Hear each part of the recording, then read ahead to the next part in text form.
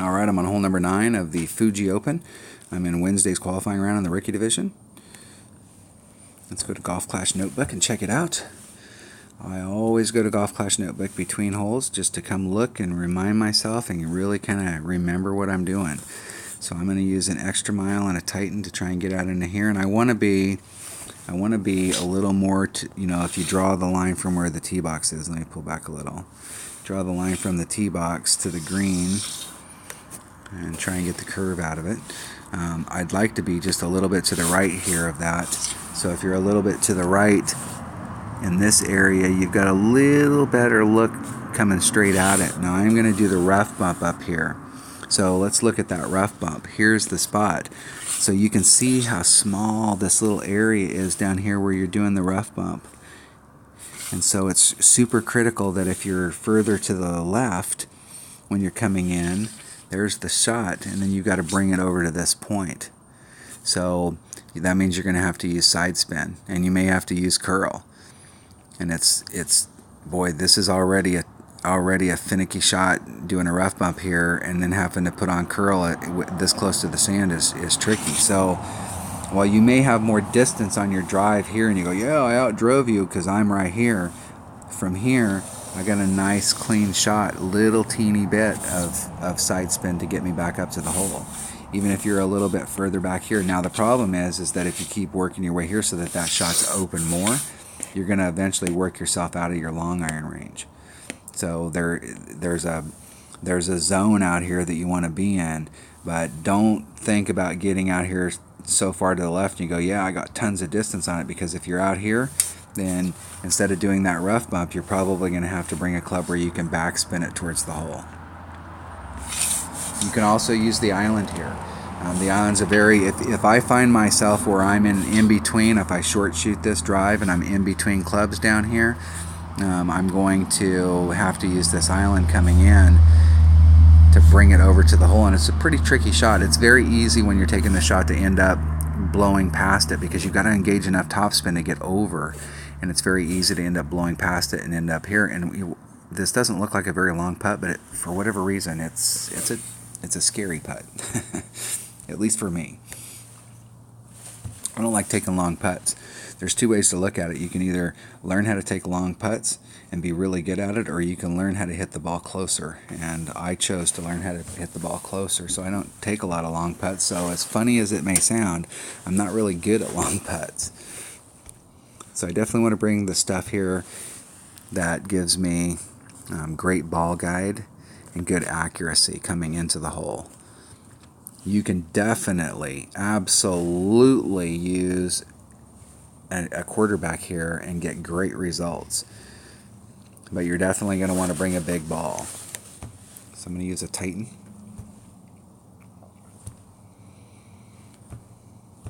My extra mile. Let's go get another Albie. I like to get 2 Albies in one round. I'd really like to kind of save that for the weekend round. Right now my goal is just to get eagle and give me a really good tiebreaker for the weekend round, going in with a -14. My goal in the weekend round is going to be -28 is going to be what I'm looking for as an absolute minimum score. I want to shoot a -8. I want to shoot a -28. I think if you're in a -28 for the weekend round, you're giving yourself a serious shot at a win, an outright win. If you get anything better than a -28 and you don't get a win, you need to high five the person that beat you, because they beat you. That's awesome. But I think in most brackets, if you shoot a 28 or better, you're definitely going to get a gold banner.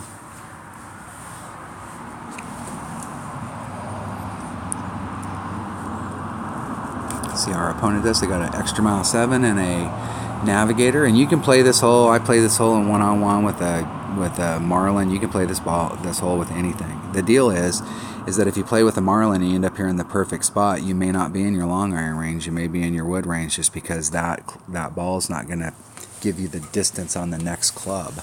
So when you're playing in one-on-one, bringing a marlin or bringing a lower level ball is not a problem. But when you're playing in a tournament and you're playing based on strokes, you want to bring the best stuff that you have. That was a nice shot getting out there. Very nice.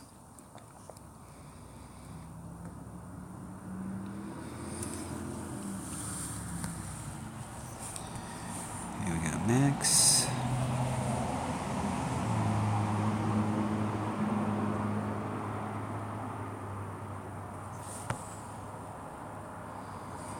I'm going to leave the wind in. I'm going to come out just a little so I'm giving myself a little bit more breathing room here. I'm going to take some of the wind out. I'm going to take all of it out. I'm going to leave it in and just use curl. Hit it great to the left. I'm not sure about distances here, whether that'll put me too far and I'll end up, that's the worry, is that I don't want to end up overshooting it and end up in that rough. And I'm right on the verge of being too far to the left.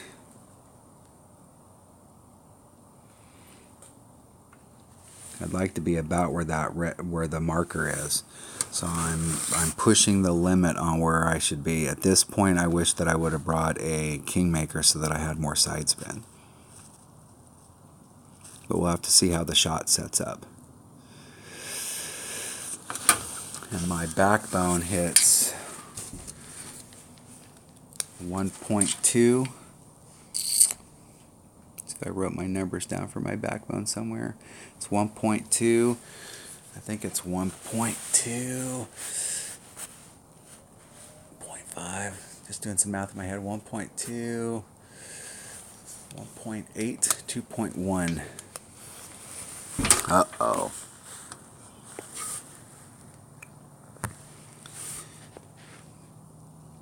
Okay, so there's max. There's minimum. So there'd be mid. So I'm eking towards max. So it's about 1. Oh, now that really pisses me off. I'll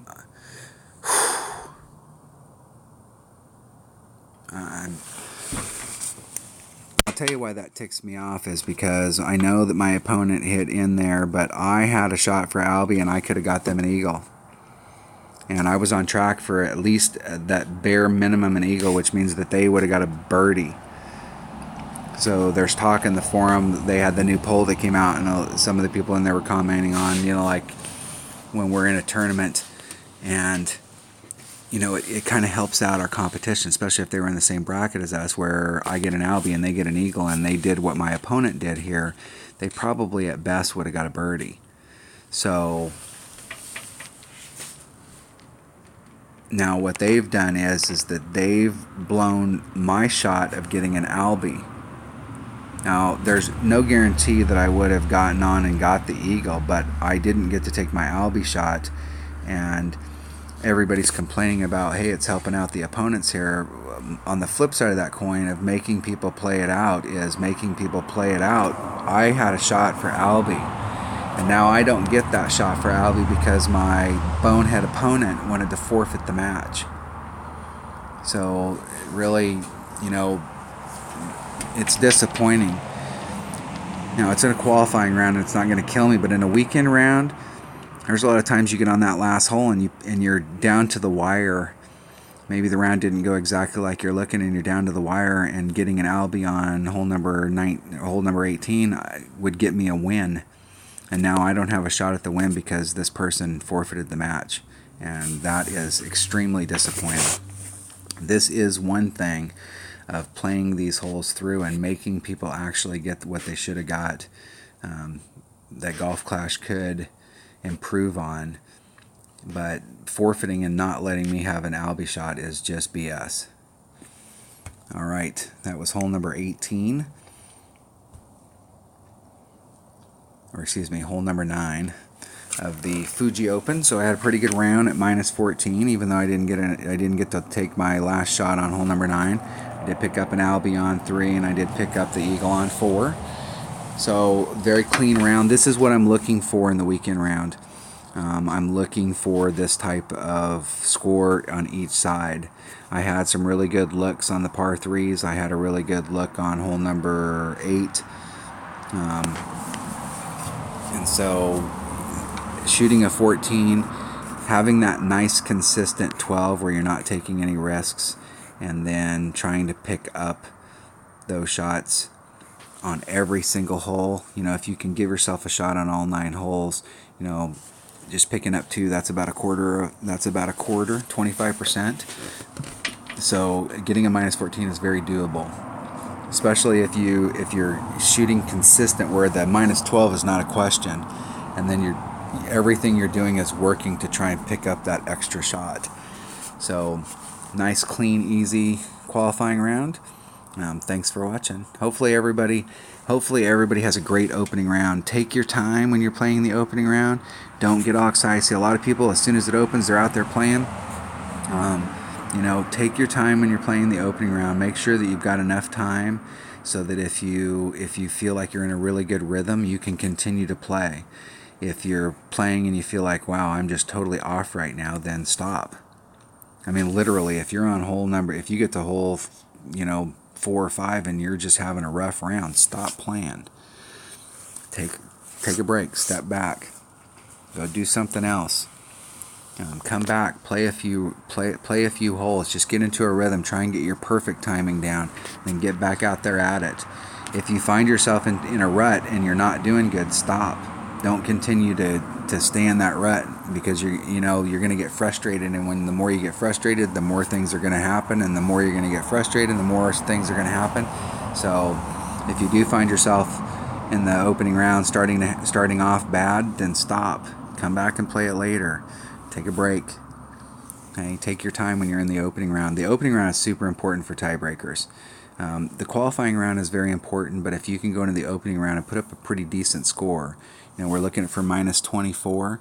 If you pick up 1 or 2 and you come in with a minus 26 in the weekend round, you can see what the scores are right here. So if you come in, if you're looking at the minus 24, that's going to put you in, there's going to be some people that shot better than that, but it's going to put you in a decent tie break for the qualifying round.